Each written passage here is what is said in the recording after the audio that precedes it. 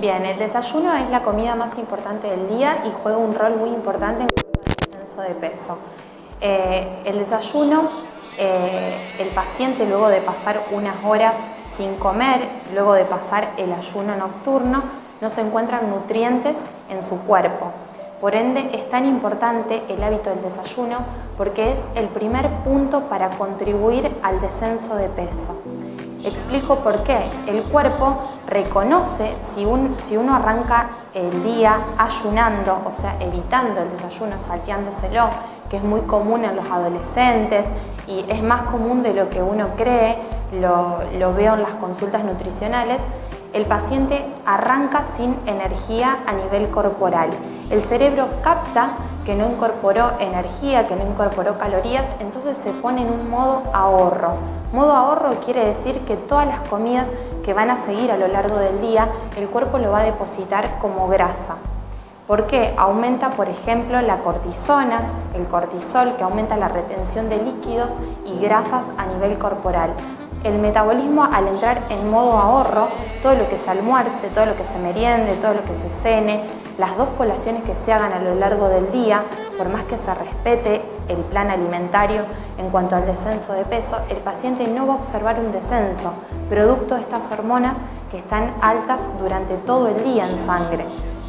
El cerebro tiene un mecanismo regulatorio, digo yo, de autodefensa. Él detectó que se arrancó la actividad diaria y que no se incorporó calorías, que no se incorporó energía. Entonces, ¿qué hace? Se pone en alerta y pone todos los mecanismos de defensa, porque no sabe si el organismo va a estar sin incorporar energía. Un día, 2, 3 o 4. Al ponerse en modo ahorro, luego de almorzar, merendar, cenar y que se acumule todo como grasa, luego de un disturbio a nivel hormonal, una de sus hormonas es el cortisol, como les mencionaba, cuando el paciente realiza una actividad física, tiene un metabolismo basal más bajo, por ende que va a gastar mucho menos energía en la actividad física. Por eso es tan importante el hábito del desayuno, para no poner al metabolismo en modo ahorro y que no se acumulen las calorías del día y por ende el plancito haga su resultado. Lo que siempre hago la comparación entre el paciente y yo es, los dos hacemos la misma ingesta, consumimos por ejemplo 2.500 calorías día, lo repartimos en desayuno, colación, almuerzo, merienda, colación, cena, solo que el paciente obvia el desayuno y yo lo ingiero al desayuno. Todo lo que el paciente almuerce, meriende y cene lo va a depositar como grasa, por ende no va a bajar de peso. Cuando realice una actividad física, la actividad física va a hacer que no se consuma la misma cantidad de energía porque está en modo ahorro.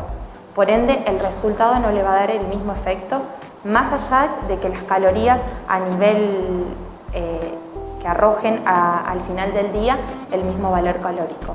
Por eso es tan importante el hábito del desayuno en cuanto al descenso de peso. Primer punto fundamental, sin desayuno no hay descenso.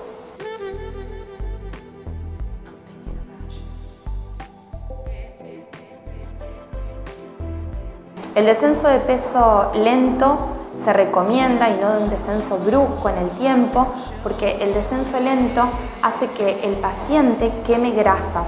El descenso brusco hace que se queme masa muscular y son las células musculares las encargadas de quemar grasa tras la actividad física y las encargadas de mantener un sistema metabólicamente activo. Por ende, es tan importante un descenso de peso lento, en el que le asegura al paciente, más allá de generar hábitos alimentarios saludables, se le genera al paciente una pérdida de masa grasa, que eso es lo importante. Como siempre digo, la obesidad es una enfermedad crónica. Crónica quiere decir que no tiene cura, o sea, el paciente lo va a tener hoy, lo va a tener en 5 años, lo va a tener en 10. Por eso lo más importante, más allá del plan alimentario, que los va a hacer bajar de peso si lo respetan tal cual está, mi objetivo es enseñarles a comer. Y siempre respetando el valor calórico, depende acorde a cada paciente. Derribar las dietas de moda, derribar lo que son las dietas muy bajas en calorías, porque lo que hacen es generar un efecto rebote. ¿Por qué? Porque baja la masa muscular, o sea, el cuerpo se autodevora, se come su propia masa muscular y eso se reemplaza por grasa. La cantidad de grasa que que acumula el organismo es ilimitada. Por ende, el paciente, suponete, el paciente arrancó con un peso inicial de 100 kilos. Descendió con una dieta rápida, descendió muchísimos kilos en 2 meses. Cuando el paciente vuelva a comer lo que realmente lo mantiene saciado, los buenos hábitos alimentarios, hacen que recupere toda la grasa que perdió y aún más. ¿Por qué? Porque la masa muscular no se recupera y eso se reemplaza por masa grasa y el tejido adiposo es ilimitada la acumulación. Por ende, el paciente va a retomar en 1 año, en 2, no con 100 kilos, sino con 110 kilos. Ese es el famoso efecto rebote de las dietas de moda. Por eso que hay que tener muchas cosas importantes hay que tener en cuenta a la hora de hacer un descenso de peso, más allá de lo que es el desayuno, el almuerzo, la merienda y la cena. Yo siempre planteo 6 comidas a lo largo del día. Las 4 comidas principales, desayuno, almuerzo, merienda y cena, y 2 colaciones. Una media mañana entre desayuno y almuerzo, otra media tarde entre merienda y cena. ¿Por qué planteo 6 comidas y no planteo 4? Para aumentar el gasto metabólico, para que el paciente gaste aún más energía en el día, cuando hace una actividad física, y para llegar con menos apetito a la comida principal. Eso es fundamental, el efecto que hacen las colaciones.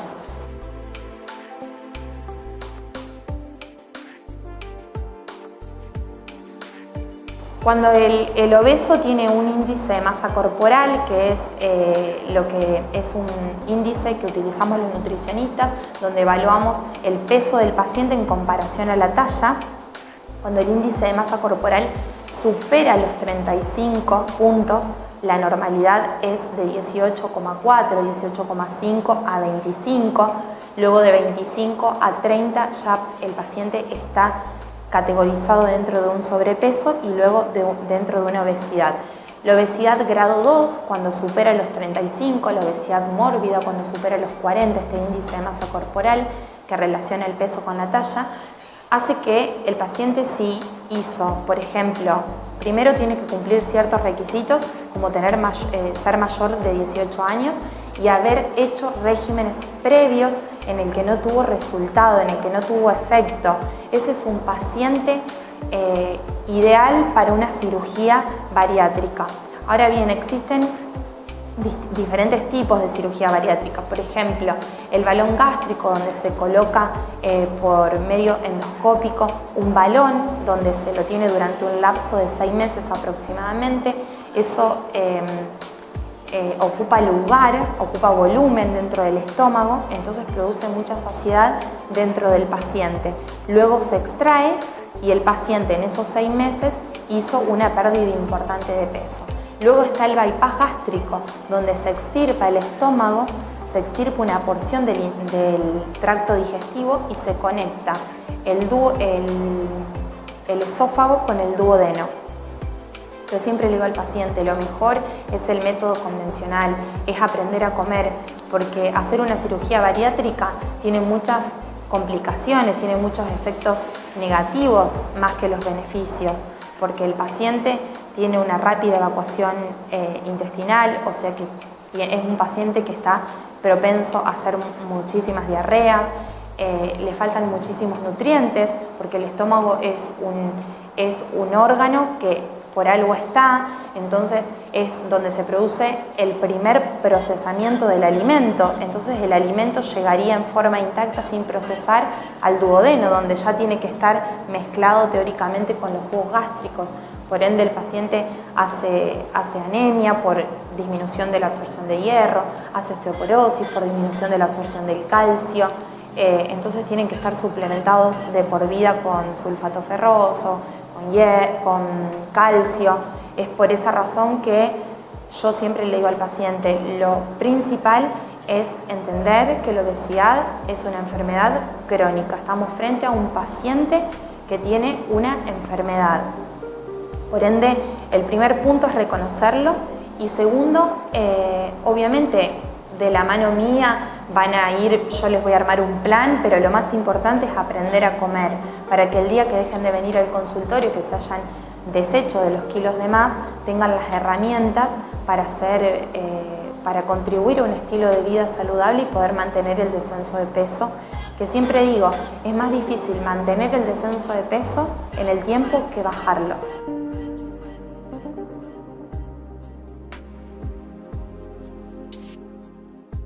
Bien, la dieta paleolítica es una dieta que está de moda, pero en realidad la hacían los ancestros. Es una dieta en la que se evitan los alimentos procesados. Todos los alimentos que se aportan son alimentos de la caza y la recolección. Porque los hombres de la época paleolítica eran todos magros, musculosos, no tenían nada de tejido adiposo, porque ellos se basaban en el consumo de carnes, de la caza, la pesca y la recolección. Por ende no consumían harinas, no consumían alimentos procesados, por eso no se constituía el tejido adiposo. Y además el trabajo era de fuerza. Recordemos que tenían que salir ellos mismos a buscar su comida. Las mujeres hacían el trabajo de recolección y los hombres el trabajo de la caza y la pesca. Al hacer trabajos de fuerza, eso hacía que se hipertrofie la masa muscular, conjunto con un descenso del consumo, o sea, de alimentos procesados. ¿En qué se basaban? Consumían carnes magras, por ejemplo, carne de algún animal que encontraran, pescados, consumían legumbres, frutas, verduras, y se evitaban los alimentos procesados. Entonces yo le armo al paciente un estilo yo le digo la Paleo Fit. La Paleo Fit es una dieta en la que se compone, no es una dieta cetogénica porque se aportan hidratos de carbono, es una dieta hipohidrocarbonada, bajita en hidratos de carbono, normoproteica y normograsa. Me baso en 6 comidas a lo largo del día: desayuno, colación, almuerzo, merienda, colación, cena, y en los cortes de carne magros utilizo los 4 cortes de carne. Por ejemplo, de vaca utilizo lomo, nalga, peseto, cuadril, bola de lomo, colita de cuadril. De pollo, pechuga. De cerdo, carre y lomo. Y de pescado utilizo merluza, atún, lomito de atún, lenguado, pollo de mar. O sea, todos los cortes magros dentro de los 4 tipos de corte de carne: vaca, cerdo, pollo y pescado. Utilizo el huevo, utilizo lácteos, leche, yogur y quesos, y frutas y verduras. Y el paciente hace un descenso de masa grasa y acompañado de una actividad física que le arman en los gimnasios, una rutina, se produce una hipertrofia de la masa muscular, y al haber adelgazado el colchón de grasa hace que el paciente se vea hipertrofiado. Es por esa razón. Siempre le recomiendo al paciente: no hay mejor actividad física que las que están haciendo en los gimnasios: funcional, tracy para las chicas, spinning, aceleración metabólica, Faido. ¿Qué hacen estas actividades físicas? Es una actividad física que dura 1 hora de duración, y para que la actividad física realmente queme grasa tiene que durar 1 hora, porque la primera media hora activa las células que quema grasa y la segunda media hora es cuando se quema la grasa. Y estas actividades físicas, al mismo tiempo de quemar grasa, propagan el aumento de la masa muscular. Por ende, el primer mes van a quemar una cierta cantidad de calorías y el segundo mes la cantidad calórica que se queme va a ser aún mayor. ¿Por qué? Porque se formó mayor tejido magro, mayor músculo.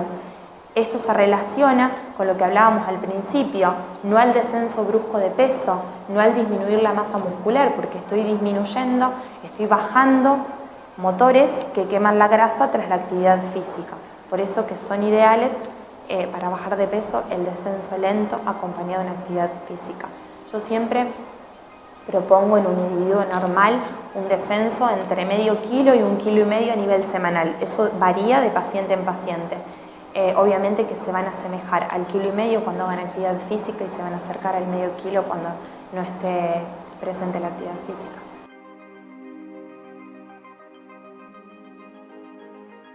La dieta cetogénica es una dieta que está de moda, es una dieta que estuvo muy de moda hace unos años atrás y que aún sigue vigente.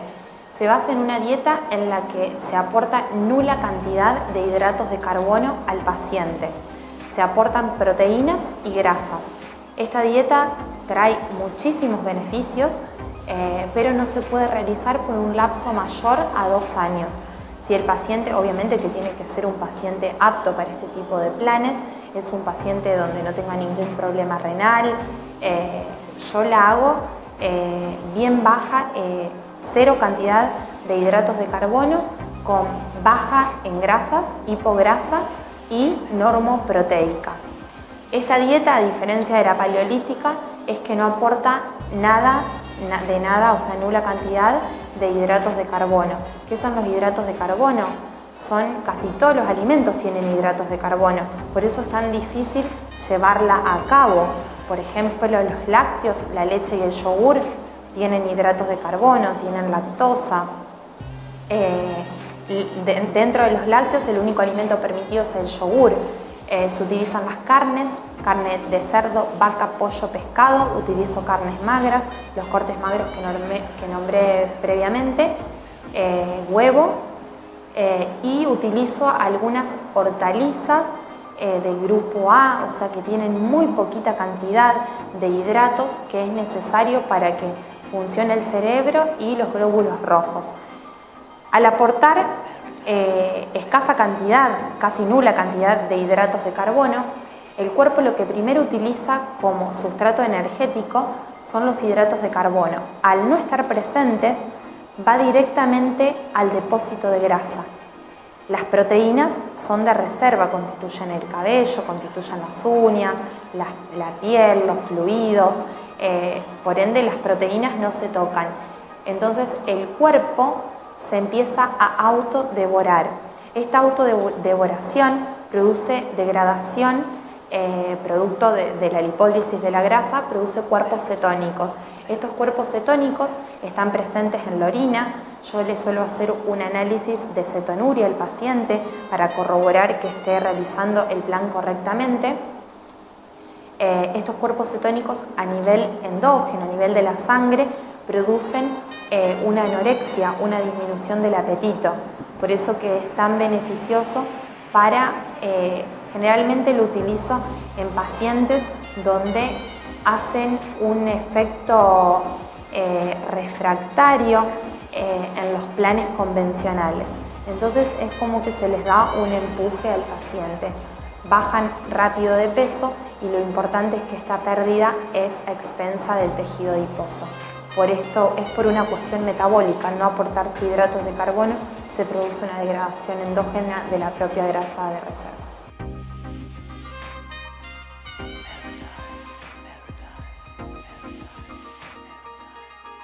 Y en la dieta mediterránea, como siempre le digo a los pacientes, en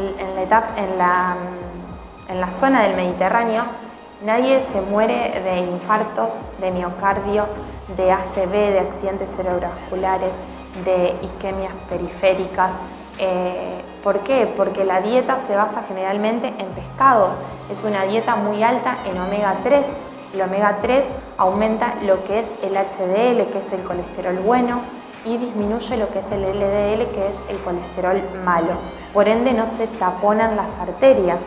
La dieta generalmente se basa en pescados, comen una sola vez al mes carnes rojas y en frutas y verduras y algún tipo de legumbres. El aceite que utilizan es el aceite de oliva, que aún sigue contribuyendo con el descenso del colesterol malo.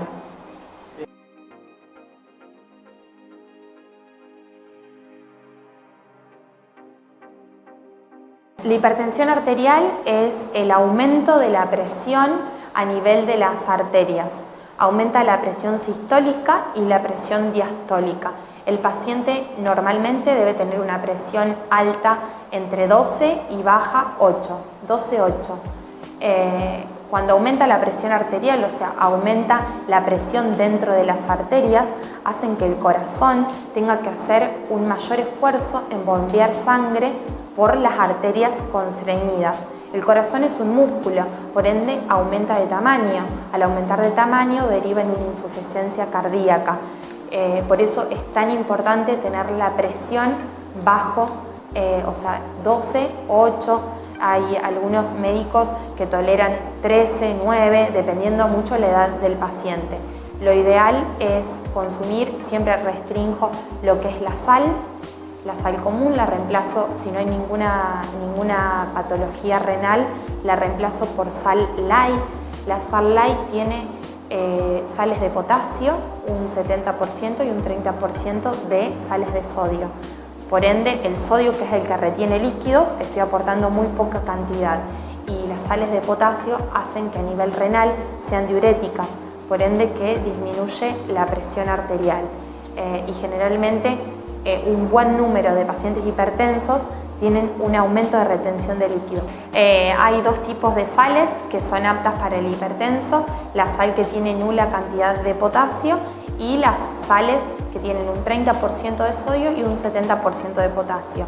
Estas sales no se deben someter al calentamiento porque se tornan a un sabor metálico. Por eso siempre le recomiendo al paciente que cocinen el alimento y luego salen cuando ya está en el plato. Esta sal es importantísimo, el potasio, como explicaba anteriormente, porque es diurético a nivel renal.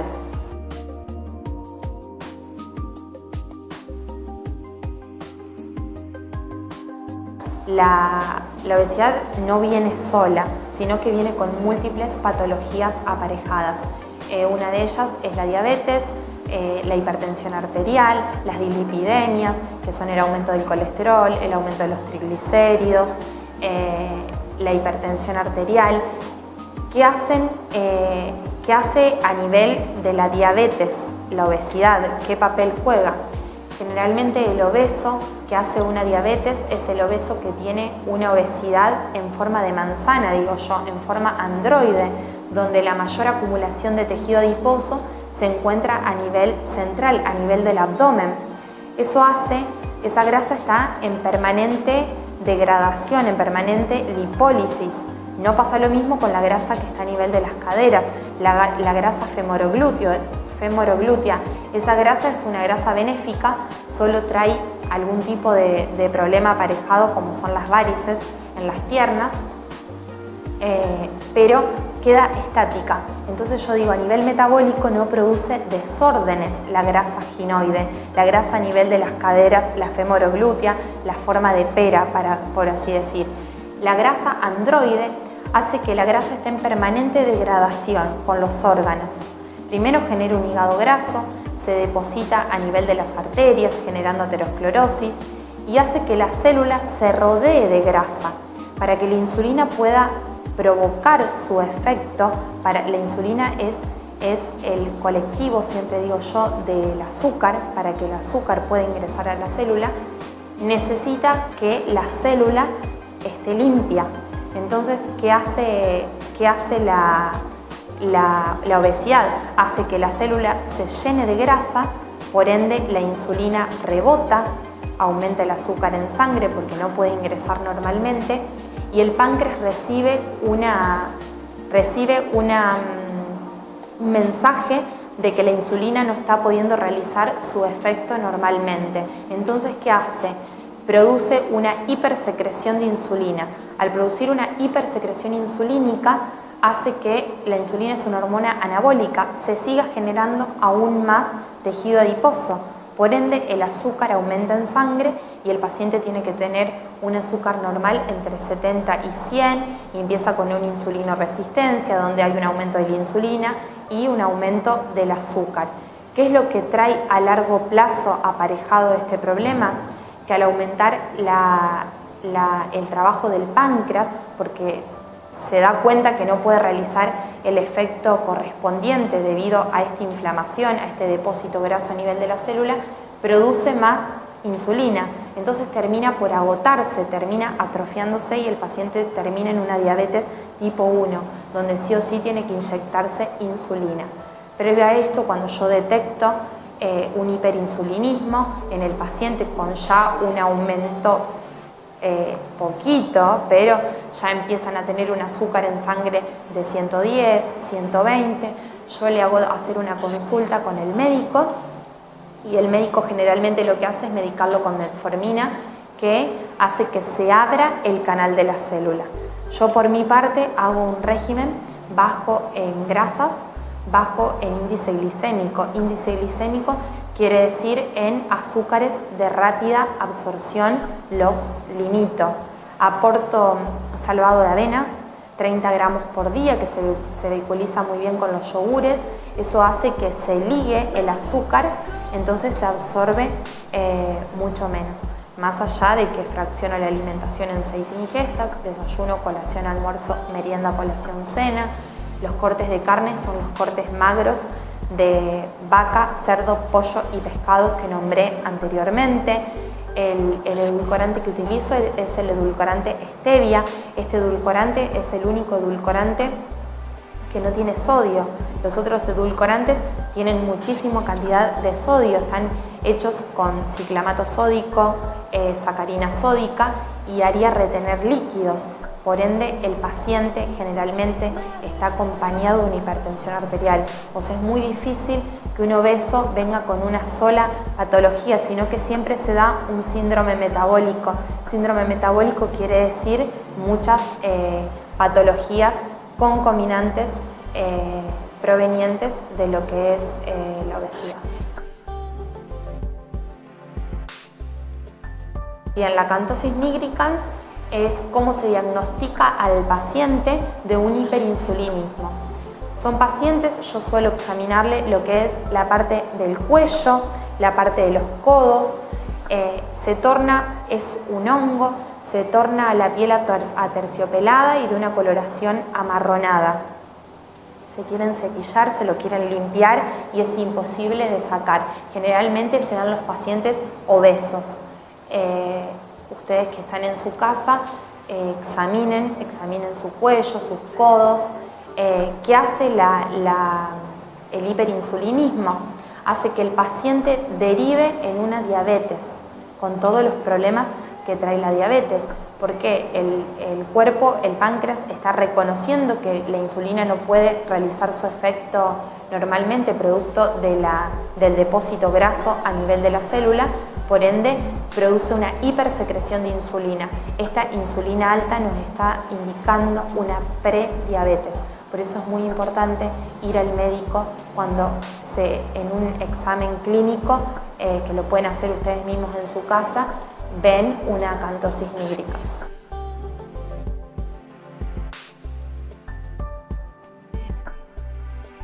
Las dislipidemias es el aumento del triglicérido, cuando el triglicérido es mayor a 150 miligramos por decilitro en sangre, un colesterol mayor a 200, donde me arroja un LDL, que es el colesterol malo, mayor a 100 miligramos por decilitro, un HDL bajo, se ven aumentadas las cifras lipídicas y el paciente cuando tienen muchos triglicéridos, hacen un hígado graso. El paciente con hipertrigliceridemia se hace una ecografía hepática y se manifiesta una esteatosis hepática. Ya hay acumulación grasa, se hace un análisis de enzimas hepáticas, TGO, TGP, fosfatasa alcalina, se ven elevadas. El paciente manifiesta una indigestión tras la ingesta de grasas. Esto es producto de una inflamación hepática. ¿Cómo se resuelve este problema? Siempre le digo al paciente, bajando de peso con las recomendaciones que les di en cuanto a la obesidad, y la actividad física contribuiría favorablemente en cuanto a la disminución de la grasa a nivel hepática.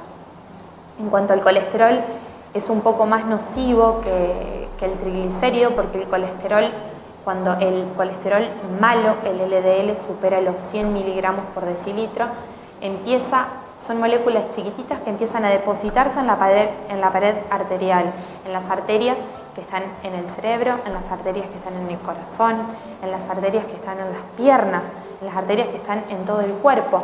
Al depositarse forman la famosa placa de ateroma. La placa de ateroma empieza a obstruir el flujo sanguíneo por donde la sangre fluye normalmente. Entonces el paciente arranca con una hipertensión arterial. La hipertensión arterial muchas veces es silenciosa. El paciente directamente debuta con algún ACV, con algún accidente cerebrovascular, y no sabía que tenía hipertensión arterial. Por eso siempre digo controlarse la presión arterial, porque la hipotensión genera desmayos, mareos, el paciente lo detecta fácilmente, pero la hipertensión arterial no se detecta. Al depositarse el colesterol, empieza a taponarse y obviamente acompañado de un HDL, que es el colesterol bueno, es el colesterol que es encargado de llevar el colesterol desde las arterias al hígado para que el cuerpo lo elimine.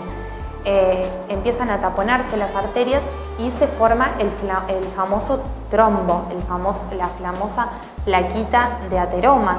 El trombo, si viaja al cerebro, en alguna arteria cerebral, es el famoso ACV, el accidente cerebrovascular, se obstruye el flujo sanguíneo. Si ocurre en el corazón, el famoso infarto, el infarto de miocardio, y puede ocurrir también a nivel de las arterias de las piernas. Por eso es tan importante que realicen una consulta al médico para hacerse un chequeo de lo que son los colesteroles, el colesterol malo, el colesterol bueno, el colesterol total y el triglicérido a nivel plasmático.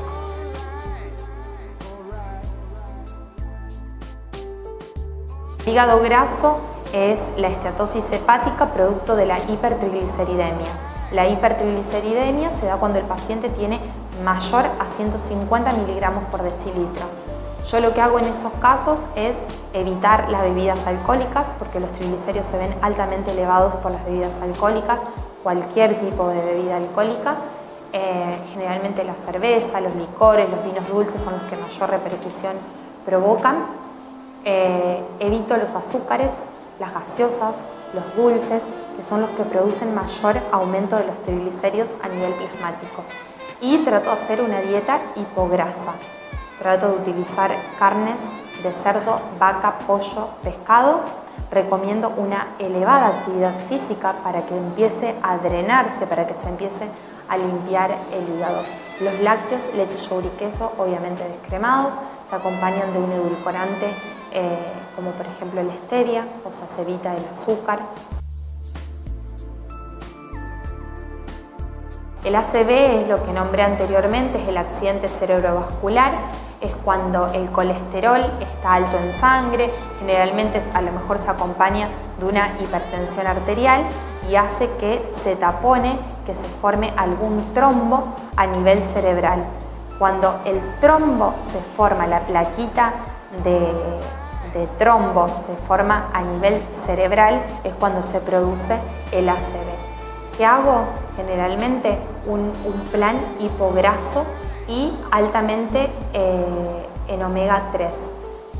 Siempre le digo al paciente, es imposible llegar a los 1000 miligramos de omega 3 que se necesitan por día porque no es compatible con nuestra cultura occidental. Por ende, ¿qué hizo la industria? Hizo una capsulita de omega 3, aceite de pescado, que es genial para contribuir al descenso del colesterol plasmático. Más allá de aportar las carnes de vaca de bajo nivel graso, como lomo, nalga, peseto, cuadril, bola de lomo, colita de cuadril, de pollo la pechuga, ya que el pollo más la piel tiene muchísima cantidad de colesterol. El cerdo utilizo el carré y el lomo. Y en cuanto a los pescados, utilizo pescados magros, pescados que tienen baja cantidad de grasa. Por eso evito los pescados de río y propago los pescados de mar, como son la merluza, el atún, el lomito de atún. En realidad los pescados de agua fría son los que mayor composición de omega 3 tienen. Y dependiendo del nivel de colesterol y si el paciente está medicado o no, eso se hace una evaluación, una interconsulta con el doctor, vemos la posibilidad de una suplementación con este suplemento dietario que es omega 3 aceite de pescado. Bien, bueno, la enfermedad coronaria es, como hablaba anteriormente, es cuando se produce el taponamiento de alguna arteria a nivel del corazón. Entonces aparece el famoso infarto de miocardio, donde el paciente debuta con un taponamiento producto del colesterol alto. Por eso en esa patología también lo que trato de hacer es un plan hipograso y rico en omega 3.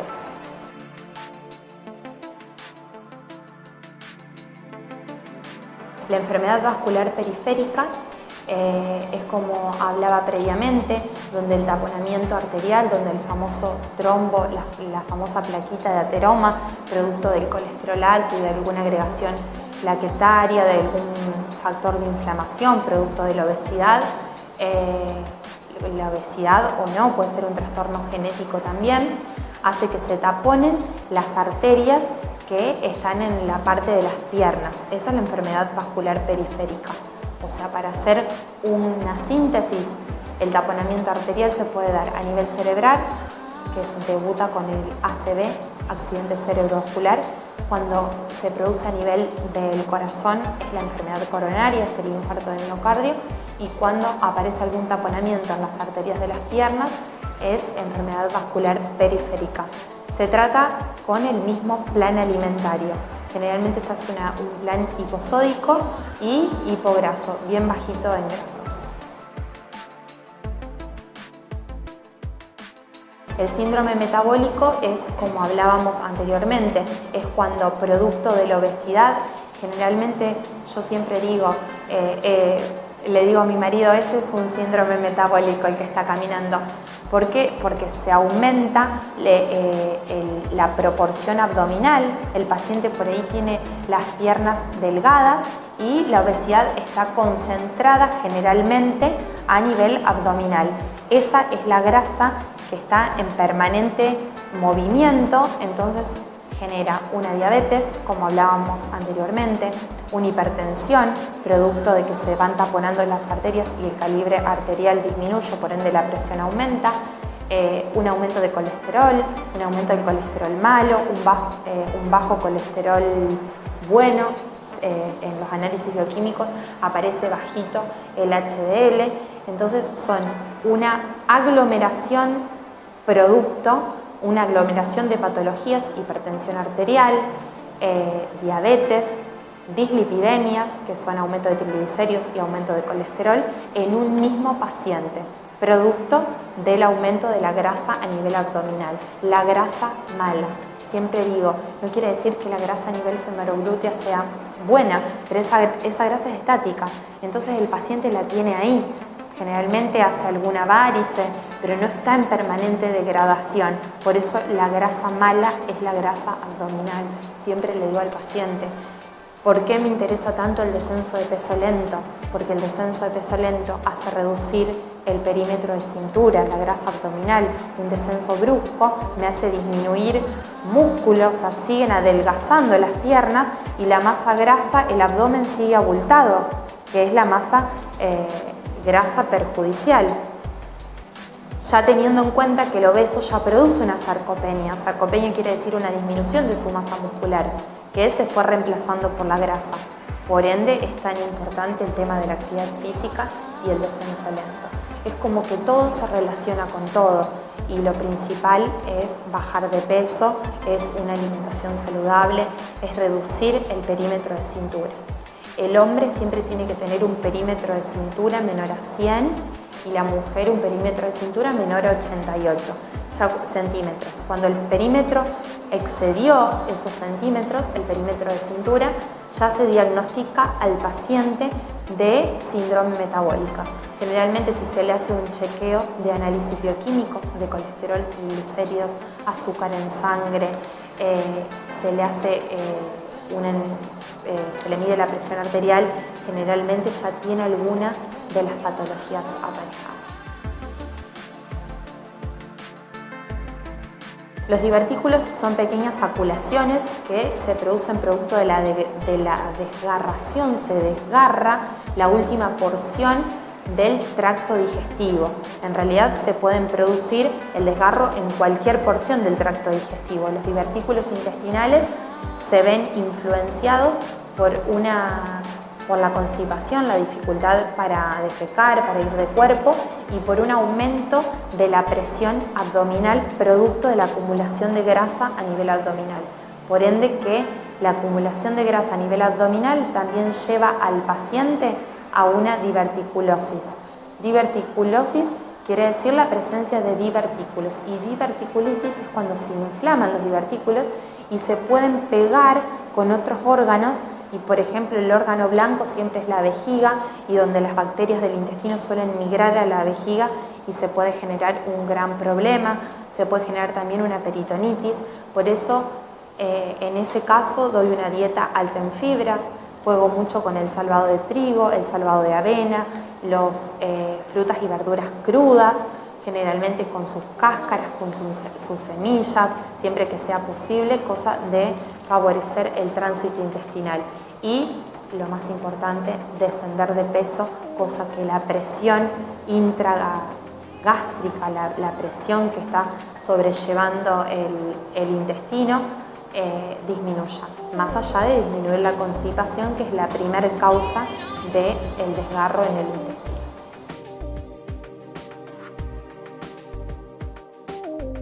El síndrome de intestino irritable siempre digo que tiene una causa psíquica, generalmente el estrés crónico, personas nerviosas, hacen que cuando el doctor los diagnostica de un síndrome de intestino irritable, se alternan periodos de constipación y periodos de diarrea. Generalmente predominan siempre uno en el paciente, o predomina la constipación o predomina la diarrea. Eso depende del paciente. Obviamente cuando hay constipación trato de propagar los alimentos crudos, las frutas y verduras, con sus semillas, con sus mollejos, lo mínimo procesado, evito el té, que el té es muy constipante, la manzana, la zanahoria, son productos muy constipantes, y hago una alimentación rica en fibras. El salvado de trigo es beneficioso, hasta 30 gramos, o sea 2 cucharadas soperas por día, vehiculizadas por ejemplo en yogur o en algún relleno de tarta, genera muy buen resultado. Más allá de una ingesta de líquidos abundante, entre 3 y 4 litros de líquido por día. El mate cebado es muy beneficioso, siempre lo acompaño con hojitas de té de sen. El sen la hojita de sen hace que el paciente produzca la evacuación de una manera natural, no los laxantes, porque los laxantes producen al colon, o sea, lo hacen más a un perezoso, por eso producen acostumbramiento. Por eso es tan importante manipular con la dieta y con algún producto natural, como por ejemplo es el té de sen.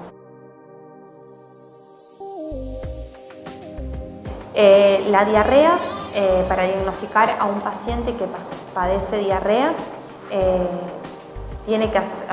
se defeca por día más de 3 veces. Generalmente en los periodos de diarrea es cuando al paciente se le dan carnes magras, carne de vaca, pollo, cerdo y pescado bien magro, infusiones de té con edulcorante, stevia, no se da azúcar porque produce aún más diarrea, y se acompaña de arroz, de jugo de arroz, alguna galletita con queso y polenta, algún puré de zanahoria. La zanahoria es muy constipante, por ende que si hay una diarrea actuaría favorablemente, y la manzana también. La manzana, cuando está en contacto con el oxígeno, con el aire, se oxida, se vuelve amarronada. Ese color es altamente constipante, tiene los mismos taninos que el té, por eso el té es tan constipante. Son beneficiosos en una dieta paradiarreica. Generalmente se ve en el verano y es peligroso en todas las edades, pero en los niños y en los ancianos. Por eso es tan importante la rehidratación posterior.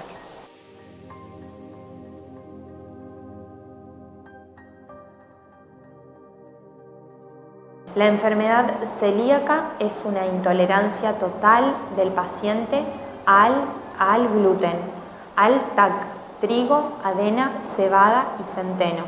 El intestino no las puede absorber, por ende produce una inflamación y no se puede absorber un montón de nutrientes en ese periodo donde aún no está diagnosticado todavía la enfermedad celíaca. Entonces lo que se hace es, se hacen análisis de sangre, el médico lo diagnostica con una biopsia del intestino, y cuando el paciente está diagnosticado de enfermedad celíaca se restringe totalmente lo que son trigo, avena, cebada y centeno, y se ve favorablemente la mejoría. El paciente tiene una calidad de vida perfecta, una calidad de vida normal, no se conoce la causa, se han atribuido causas hereditarias, causas autoinmunes, pero se desconoce aún la causa. O sea, en cualquier familia puede haber un celíaco y ningún miembro de la familia aún serlo.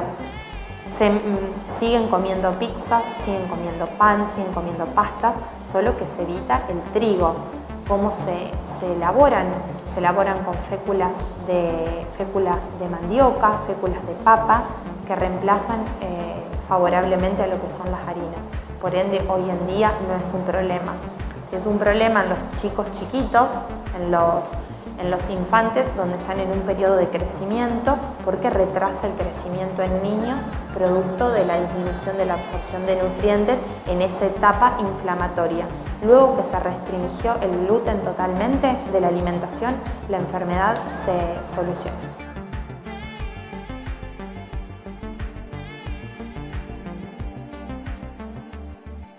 Los cálculos renales se suelen dar en el paciente si diagnostica una nefrolitiasis, o sea, presencia de cálculos a nivel de las nefronas del riñón. Los cálculos generalmente son de ácido úrico o de calcio. Se le recomienda al paciente una buena diuresis, mucha cantidad de líquido y el cálculo empieza a pulirse. Obviamente, siempre le digo al paciente que es importantísimo saber de qué está compuesto el cálculo para restringirlo a nivel alimentario. Por ejemplo, si el cálculo es de calcio, se disminuyen los lácteos, todo lo que es leche, yogur y quesos. Si el calcio es de ácido úrico, se disminuyen las purinas, se disminuyen los caldos, las carnes, los embutidos y se aumenta la cantidad de líquido. Cuando el cálculo es muy grande, que no puede ser eliminado por las vías urinarias, se suele hacer una litotricia. Son ondas de choque donde reducen el diámetro del cálculo y el paciente lo expulsa por orina. Aparecen de manera repentina, el dolor es un dolor terrible. Yo lo pude experimentar en mi embarazo, fue terrible. Estaba de 7 meses de embarazo. Generalmente se da un dolor en la parte. Tenemos 2 riñones, puede ser parte derecha o parte izquierda, y se suele irradiar para abajo, en los hombres a nivel de los testículos. ¿Qué hace este cálculo? Puede obstruir el flujo de orina y se pueden perder nefronas. Lo ideal es disminuir el componente que lo forma, porque el cuerpo que tiende a formar cálculos renales los tiende a formar siempre. Por eso es paliarlo con la alimentación, y les suelo dar una mezcla de yuyos que los pueden conseguir en cualquier dietética, que es yerba meona, uva ursi, cola de caballo y rompepiedra. Se hace una infusión con esos productos y hacen que se empiece a degradar el cálculo. Fundamentalmente, siempre lo que le digo a la paciente cuando llega al consultorio reportando que está embarazada es que no es el momento ideal para perder peso. El momento ideal para perder peso, si aún hay un exceso de peso, es el momento previo o el periodo posterior a dar a luz. El momento del embarazo es un momento donde se debe ganar peso. El primer trimestre gana peso general, los primeros 3 meses son las reservas maternas. Por ende que el exceso de peso puede ser bien poquito cuando hay una obesidad, ya que las reservas maternas están presentes. Y lo que es segundo trimestre y tercer trimestre, los meses siguientes al tercer trimestre es el crecimiento del feto. Por ende, es importantísimo el aumento de peso. Generalmente, lo más importante es que la embarazada tenga en cuenta, las mujeres en edad fértil, es hacer una suplementación con ácido fólico. Yo siempre digo, la mujer que es fértil, que está en la edad fértil y que aún tiene relaciones sexuales sin cuidados, debe tomar ácido fólico, porque el ácido fólico hace efecto en cuanto, o sea, produce un beneficio en cuanto al cierre del tubo neural del bebé los 3 meses previos a que se produzca la concepción, y por ende la mamá generalmente se entera que está embarazada y se hace una suplementación con ácido fólico el primer y segundo mes del embarazo. Es beneficioso también para la correcta formación de los glóbulos rojos. Después es importantísimo el consumo de calcio. El consumo de calcio se eleva muchísimo. Siempre le digo a las embarazadas el consumo de calcio a través de los lácteos, leche, yogur y quesos descremados.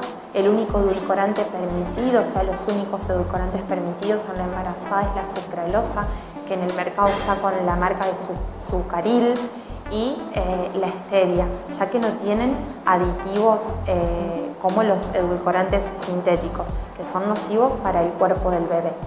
¿Por qué para el feto en realidad? ¿Por qué no provocar un descenso en la embarazada? Porque el descenso de peso produce degradación de grasas. La degradación de grasas produce cuerpos cetónicos. Estos cuerpos cetónicos son directamente nocivos para el feto, van directamente al sistema nervioso central del bebé. Me interesa mucho el aporte de hierro, el aporte de calcio, el aporte de ácido fólico y el aporte de omega 3. ¿Por qué me dicen omega 3? El omega 3 es el aceite de pescado, como hablábamos anteriormente. La grasa saturada, que es la grasa aportada por los embutidos, por la piel del pollo, los cortes de carne de vaca grasos, hacen que son ácidos grasos duros. Y el cerebro del bebé se ve beneficiado su crecimiento con el omega 3, porque son ácidos grasos que son lábiles, son flexibles. Entonces el cerebro del bebé se ve propagada su crecimiento. Por eso es tan importante la suplementación en la embarazada, más allá de lo que es el ácido fólico y de un suplemento de hierro, si aún lo diagnostica el obstetra, es el omega 3. Siempre trato a la embarazada con 7 ingestas: desayuno, colación, almuerzo, merienda, colación y cena, y una colación luego de la cena. ¿Para qué? Para evitar la cetosis, esta aparición de cuerpos cetónicos nocivos para el bebé en el ayuno nocturno. Por eso que la embarazada no debe estar en ayunos importantes en cuanto a la alimentación. Eso es fundamental para el crecimiento del feto en su totalidad.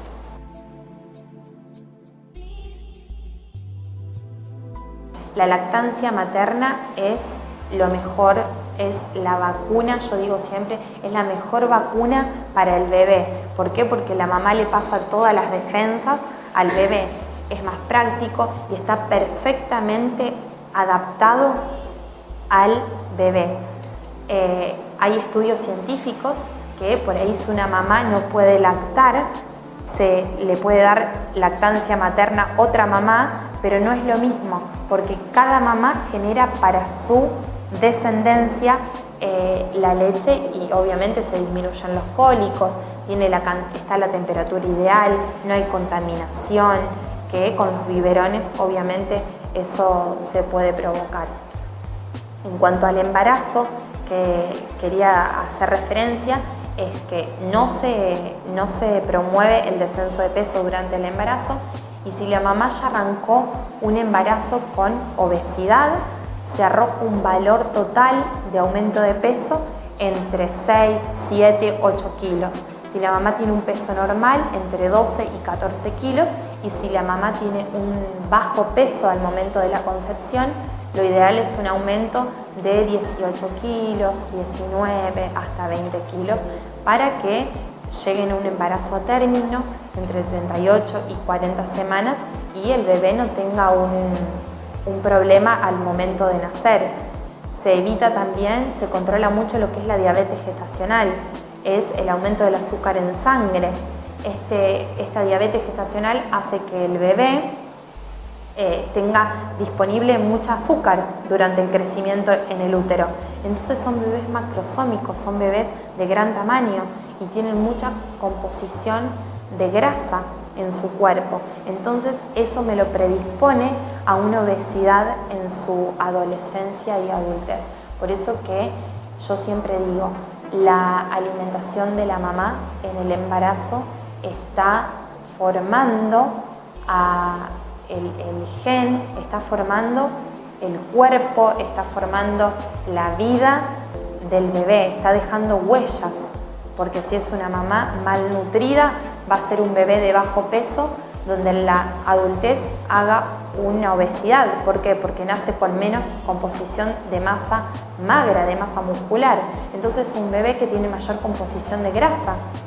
Y el bebé macrosómico, el bebé de gran tamaño, lo mismo, aumenta mucho la masa grasa. Por eso que las dos cosas, la subalimentación, tanto la desnutrición como la sobrealimentación de la mamá en el embarazo, predisponen a una obesidad en el futuro al bebé.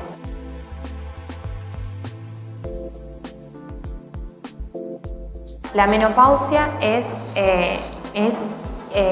el periodo donde la mujer deja de menstruar, donde la mujer deja de ser fértil, donde los ovarios en la edad fértil producían una cierta cantidad de estrógenos.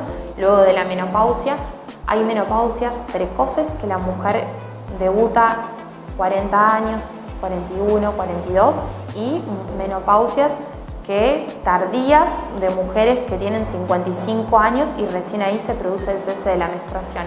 Se produce un cese de la producción de estrógenos por parte de los ovarios y trae aparejados muchísimos problemas. Yo siempre digo, los 10 primeros años luego del cese de la menstruación es cuando la mujer produce la mayor pérdida mineral ósea, la mayor pérdida de calcio en el hueso. Por eso que es importantísimo cubrir con leche, yogur, quesos descremados, almendras, brócoli, espinaca, semillitas de sésamo, lo que es la alimentación de la mujer. Luego de los 10 años, el cese de la pérdida mineral ósea se disminuye el porcentaje, pero aún sigue. Es importantísimo hacerse una densitometría ósea para ver si hay una disminución de la calcificación del hueso, para que el médico recete algún suplemento cálcico y así el hueso no esté poroso, no haya una osteoporosis. Es importantísimo el consumo de calcio para no estar luego. Por eso se ve mucha más osteoporosis en las mujeres que en los hombres, porque los hombres no tienen esta pérdida de estrógeno. Y la pérdida de estrógeno es como si fuera, siempre le explico al paciente, un martillito que va picando el hueso y lo va haciendo frágil, lo va haciendo poroso.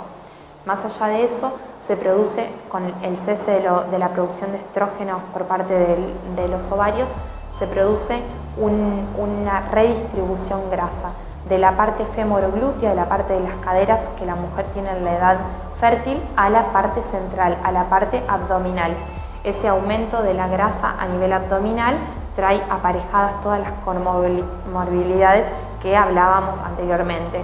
Aumenta el colesterol en la mujer menopáusica y baja el gasto metabólico basal.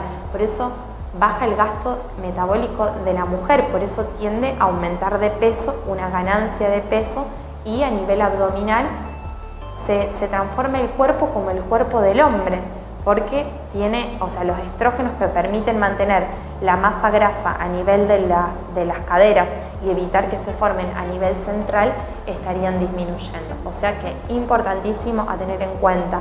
La mujer posmenopáusica y climatérica, que es la etapa previa, cuando empiezan un mes a menstruar, el mes siguiente no, el mes sí, ya empieza a disminuir la producción estrogénica, es importantísimo el aporte de calcio por la osteoporosis y tener en cuenta los análisis de colesterol, más allá del aumento de peso. Bien, la anemia es cuando disminuyen los glóbulos rojos a nivel plasmático y se ve una hemoglobina en la mujer menor a 12 gramos por decilitro y en el hombre menor a 13 gramos por decilitro. Siempre le digo al paciente, más allá de hacer una alimentación rica en vitamina C, rica en hierro, en carnes, lo más importante es hacer una suplementación con el médico con sulfato ferroso. ¿Por qué? Porque los glóbulos rojos viven 120 días, 4 meses, y los glóbulos rojos anémicos van a formar glóbulos rojos nuevos anémicos.